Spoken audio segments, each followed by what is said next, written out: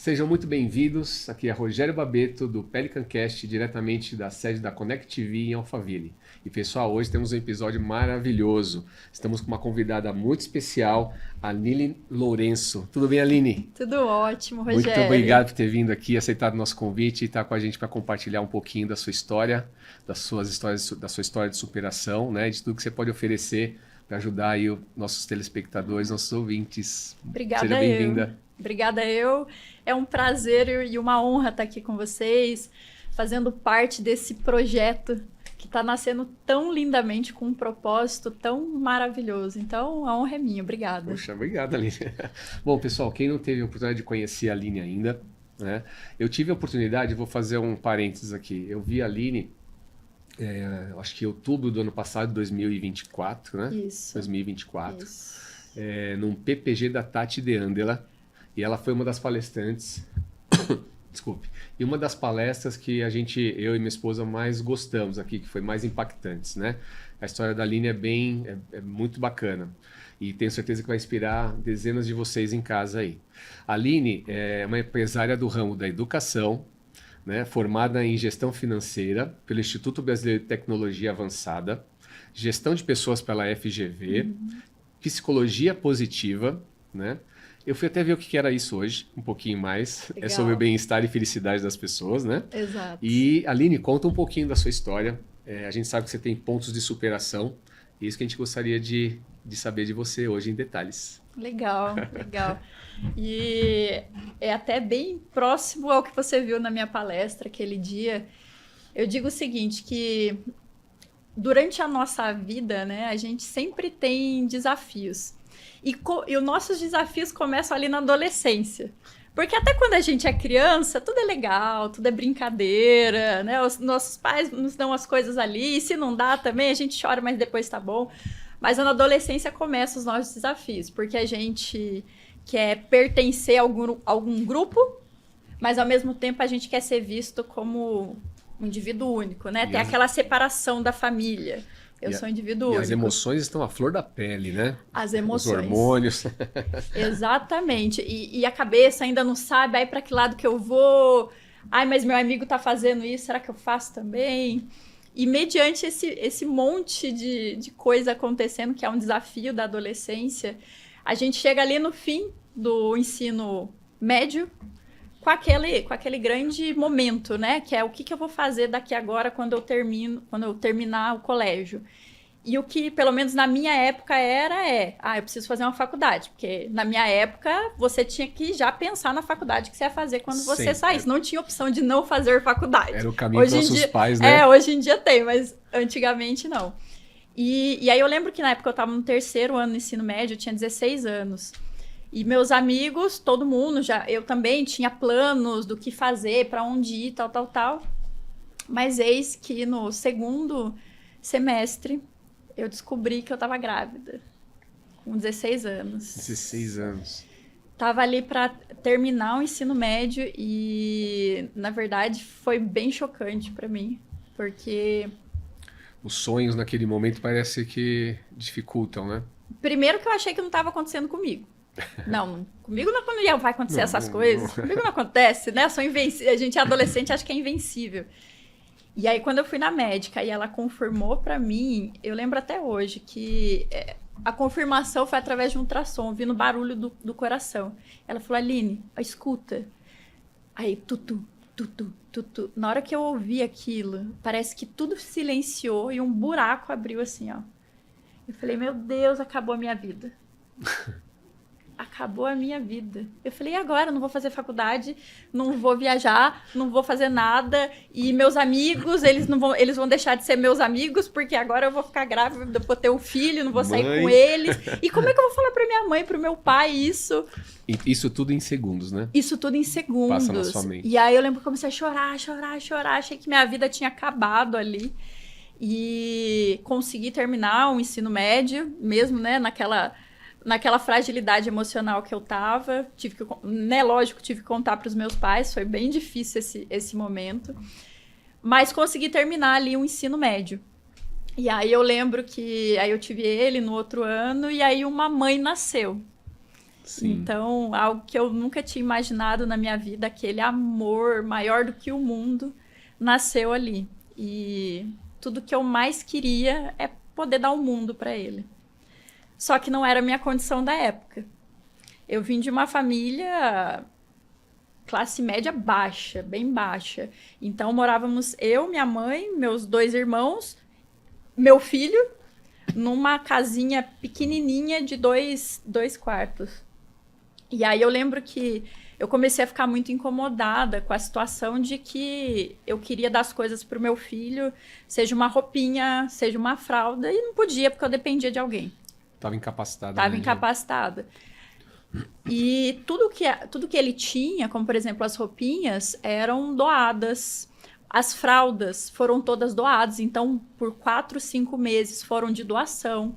E aquilo começou a me incomodar muito, aquela situação. E você era do centro de São Paulo ou do interior de São Paulo? Sou do interior, São Do José interior. dos Campos. São José dos Campos. São José dos Campos. Da E cidade. aí, eu lembro que foi me dando aquele incômodo, né, de eu querer dar as coisas para ele, mas não podendo, e também não tinha nem direcionamento do que eu faria ali. Aí eu fui eu falo que eu fui pro meu primeiro mentor, que eu fui falar com meu pai. Eu falei, ô pai, olha só, eu tô nessa situação aqui, né, que agora eu tenho um filho, eu quero dar as coisas para ele, mas eu também acabei de sair do ensino médio, não eram os meus planos, então não sei para onde ir.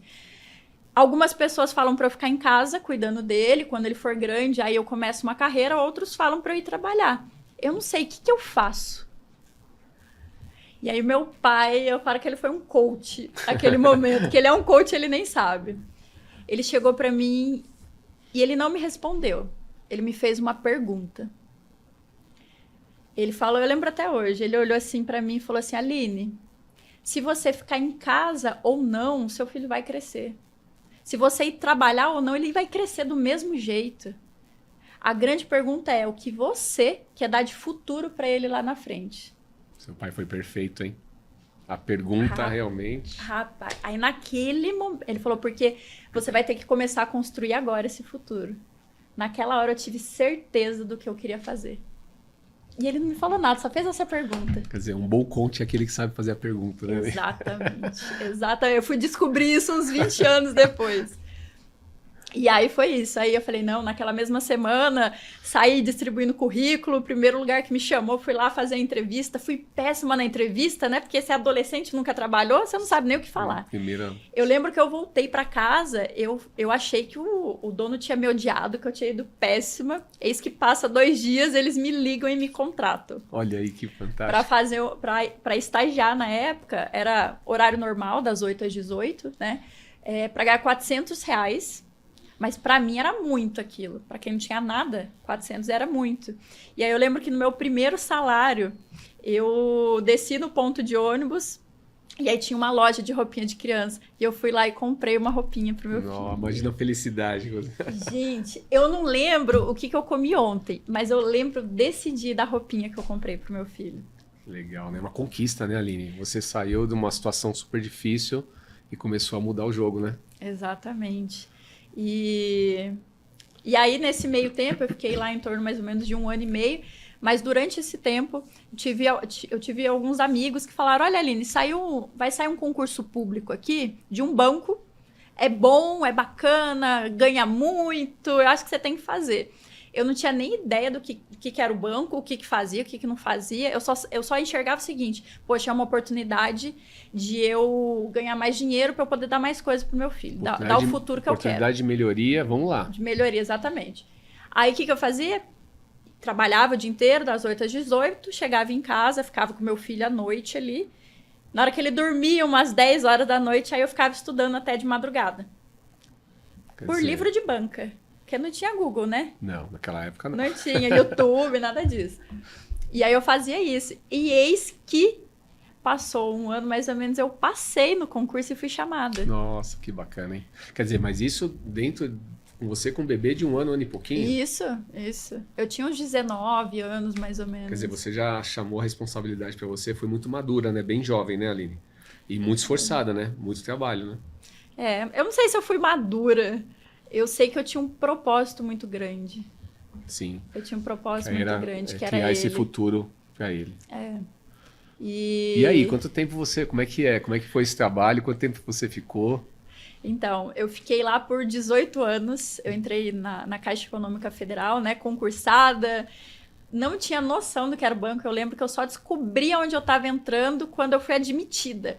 E aí eu entrei naquela agência cheia e eu falei, meu Deus do céu, onde que eu tô entrando? O que fazer agora? Não, eu nos primeiros 4 meses eu voltava chorando para casa. Eu imagino, porque a mudança foi muito radical, né? Foi muito radical. Você sair de uma empresa pequena, às vezes, para uma empresa tão grande quanto uma Caixa Econômica e o dinamismo, o trabalho, o dia a dia é completamente diferente, né? Exatamente. É um ambiente de altíssima exigência. Altíssima exigência, altíssimo risco, porque lá se você erra, você paga com o seu bolso. Tem isso, né? Tem isso. Dentro de banco. Existem muitos processos, muitas normas e diversas competências que você tem que ser que eu não tinha a mínima ideia na época. Tinha a mínima ideia. Eu tava assim, ó, tô aqui para trabalhar, para ganhar dinheiro, para dar sustento pro meu filho. Mas lá dentro, quando eu entrei, depois que passou esses 4 meses e eu comecei a entender como é que funcionavam as coisas lá dentro, eu falo que quando eu comecei a entender a regra do jogo, de um ambiente complexo, extremamente competitivo, mudou uma chavinha dentro de mim. E aí eu entendi a cultura lá dentro e comecei a ter os comportamentos que me levariam a crescer, porque eu vi ali dentro uma oportunidade para cada vez mais poder dar o futuro que eu quero ali pro meu filho. E aí foi quando eu comecei a crescer lá dentro. Eu falo que foi, em média, a cada 1 ano e meio eu crescia. Você tinha promoções dentro da sua carreira? Eu tinha promoções lá dentro da minha carreira. Você passou por várias áreas dentro da Caixa Econômica? Passei por algumas, mas a maioria das áreas que eu mais fiquei tempo foi na parte de atendimento para financiamento imobiliário, investimentos. Eu fiquei em uma boa parte atuando na área de investimentos e com grandes clientes, e na parte da gestão de pessoas mesmo, gerência geral. Também atuei por muito tempo. A mudança foi grande também. A mudança foi grande. E aprendizado também. E aí imagina o seguinte, eu era uma menina de 22, 23 anos com cargo de gerência já. Nossa, super nova. E uma responsabilidade maturidade. Eu ainda acho que a palavra não é maturidade, não é que eu tinha, não era maturidade. Eu acho que a palavra é um grande propósito, entender a regra do jogo ali dentro e trabalhar muito a minha comunicação. Eu não sabia que eu fazia isso, mas hoje eu entendo esses elementos. Mas eu trabalhei muito a minha comunicação não verbal, verbal lá. Porque imagina, eu 23 anos, eu tinha cara de adolescente, de 15 anos. Sim. Então, eu tinha que usar muito da questão das roupas, de como eu falava, de como eu gesticulava, o meu tom de voz, para passar alguma autoridade ali. Porque já aconteceu no comecinho, o cliente bravo, cadê a gerente aqui? Aí sou eu, moça. E ele fazia aquela cara de decepção, né? Não é possível, menina. Exatamente. Que bacana. E como é que foi todo esse aprendizado para você? E hoje, né, você tem uma empresa, né? E como é que está sendo essa... eu digo assim, como é que foi essa transição? Quando é que você decidiu não ficar mais no CLT? E fazer essa transição para uma empreendedora, né? Ou você já empreendia mesmo estando lá? Eu não sei se isso era possível ou não, de alguma forma, ou você só veio empreender depois desse desligamento? Rogério, sinceramente, eu jamais pensava em ser empreendedora. Não, né? Porque eu atendi os empresários e eu vi o quanto que eles trabalhavam, o quanto que eles ralavam. Eu falava, eu não. Quanto sofre, né? O quanto sofre. Eu falei, eu não, eu sofro aqui dentro porque é muito... A exigência é muito grande, né? É uma exigência muito grande e de alto risco. Então, assim, eu tenho que controlar tudo. Eu tenho que ter na minha mão tudo lá dentro, tudo. Desde resultados, processos, pessoas, reclamação de cliente, como fazer mais negócio, caminhos para fazer. Então, assim, eu tinha que ter... Metas para cumprir, imagino. Metas que você chega de manhã, tem que saber o que fez no meio do dia, à tarde tem que ter cumprido aquilo ali, e reuniões. Então, assim, você tem muita coisa que tem que estar ali na tua mão para que a coisa rode. E aí a gente está falando de, por exemplo, metas de uma agência que tinha que fechar de 5 milhões, 10 milhões por mês, fora aquele atendimento que era o caos, né? Antigamente, hoje tá melhor, mas era o caos. A Caixa Econômica, eu acho que eu não sei não, mas eu acho que é um dos melhores atendimentos. Você tem local para sentar para todo mundo, né? Tem uma organização. Né? Eu não utilizo muito os trabalhos, né, o serviço da Caixa, mas quando eu preciso que também, além de apresentador desse programa maravilhoso, eu sou advogado. Então, muitas vezes a gente socorre por causa de precatórios de clientes, etc., né, da parte da Caixa Econômica Federal do Banco do Brasil, né? Mas a Caixa, eu acho que ela é muito boa no que faz. Sim. Foi um processo, né, de melhoria.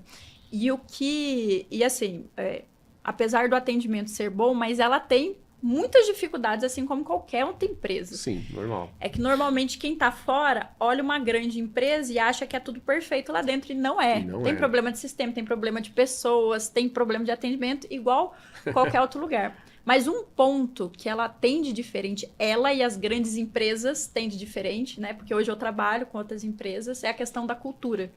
A cultura organizacional vai ditar o sucesso da sua empresa, se o atendimento vai ser bom ou não. E aí, respondendo, né, a pergunta que você falou, como é que eu cheguei E mudou nisso? essa chavinha na sua cabeça, né? Porque você tem a segurança de um concurso público, de um bom salário, com certeza. Exatamente. Né? E aí você fala, opa, agora eu vou empreender, sair do zero, montar, né? Total risco.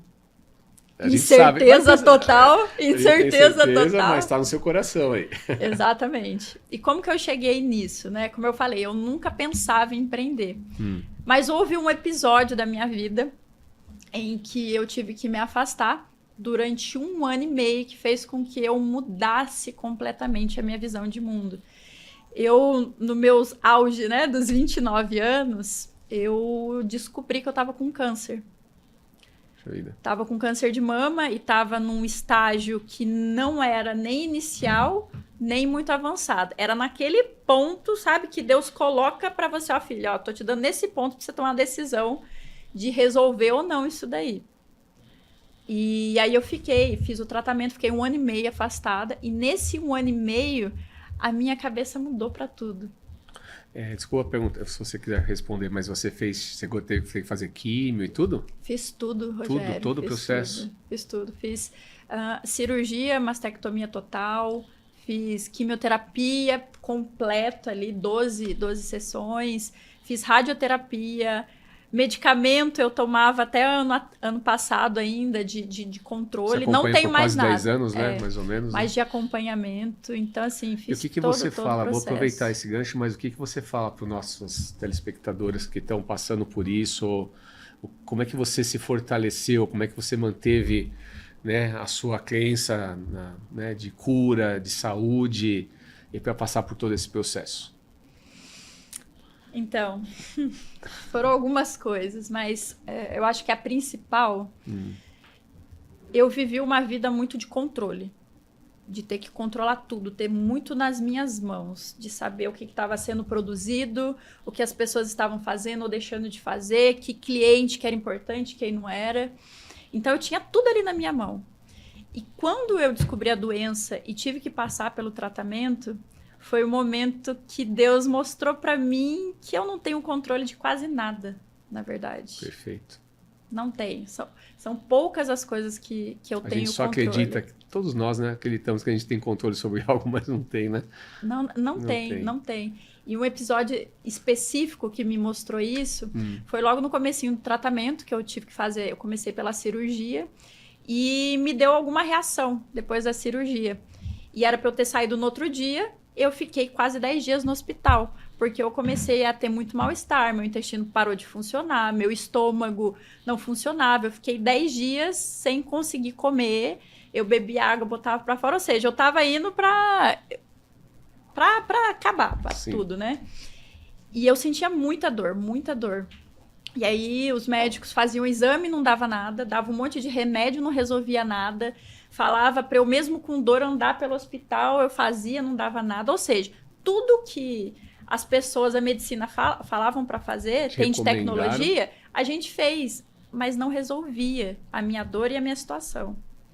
E aí eu lembro que eu cheguei numa tardezinha, que eu tava com muita dor, muita dor, muita dor.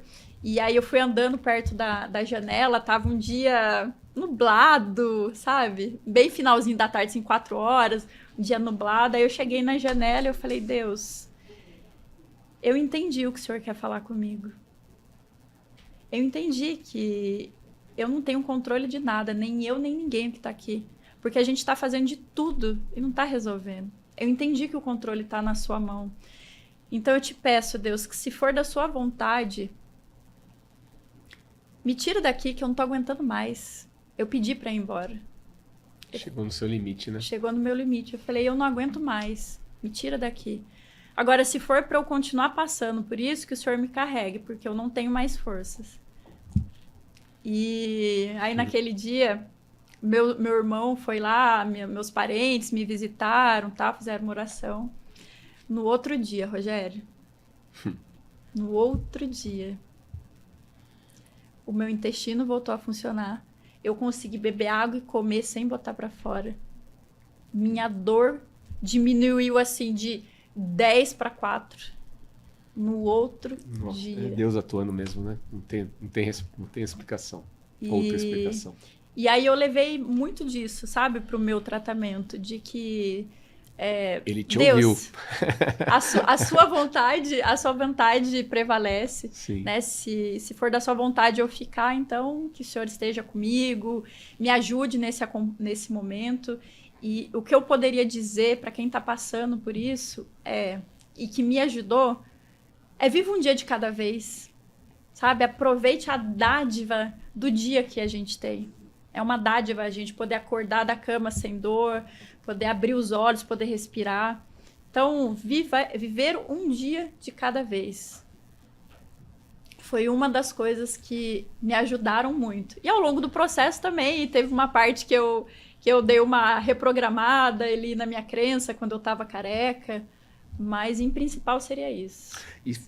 Isso é muito lindo, né? Você teve esse contato, né? Na verdade, você fez a conexão ali, né? De novo, eu não sei se de novo, mas fez a conexão e Deus atuou na sua vida e vem atuando, né? Aline, como é que você... Agora, vamos falar do seu processo, né? De gestão, de... Como é que você ajuda hoje os empresários? Legal. Como é que é esse trabalho que você está fazendo? Então, aí, puxando e gancho, né? Eu comecei a ver de outra forma as coisas e eu falei, gente, olha só, existe vida fora banco. E as pessoas que estão, os outros empresários precisam, os outros líderes precisam saber o que eles podem fazer para crescer o negócio deles. As pessoas que querem ser líderes, querem liderar, precisam saber, precisam ter ferramentas do grande que pode ser aplicada a ele para eles crescerem também. E aí foi quando eu comecei, né? A minha empresa está com 4 anos agora, para desenvolvimento de profissionais que querem crescer na carreira. Então eu trabalho destravando vozes e desbloqueando potenciais para crescimento. Puxa, que legal, hein? E como é que você desenvolve esse trabalho? Como é que é o seu método, ou uma parte dele, não precisa deixar tudo. Isso, legal. Como é que você faz isso? O que acontece? Ao longo da minha trajetória, eu vi alguns pilares que lá dentro, e hoje eu vejo que aqui fora também para grandes empresários, que eles usam para poder crescer. E são 3 pilares, que é o que eu uso hoje no meu método, que é comunicação. Não adianta eu ser maravilhoso no meu trabalho se eu não souber comunicar isso. Às vezes você fala A, a pessoa entende B, né, Aline? Exatamente. E às vezes você fala A num setor aqui, quando chega no último setor lá, já chegou letra D. Exatamente. Você tem que ter uma comunicação, né, una, né, em toda a empresa, né? Você tem que saber se comunicar claramente, saber com quem você está se comunicando. Sim. Porque as pessoas acham que, não, eu sei falar assim, eu tenho que falar assim com todo mundo. Não é, né? E não é. Um exemplo que eu dou para as pessoas nessa questão de comunicação é que nem, por exemplo, você chegar para um colaborador seu e falar assim, olha só, a gente vai abrir aqui nossa loja hoje, ou nosso serviço, e eu quero que vocês todos atendam muito bem esse cliente. Muito bem é muito subjetivo. Para uma pessoa, muito bem pode ser você vir me pedir alguma coisa, eu te entregar e ok, resolvi seu problema, é muito bem. Para outras não, para outras muito bem é o olho no olho, é o contato, é o sorriso. Para outras é aquele over delivery que você dá, aquele a mais. Então, é um pequeno exemplo que mostra como a comunicação é importante. Uhum. Outro pilar, estratégia. Estratégia. Não adianta eu sair atirando para tudo quanto é lado. Eu vou gastar tempo e energia.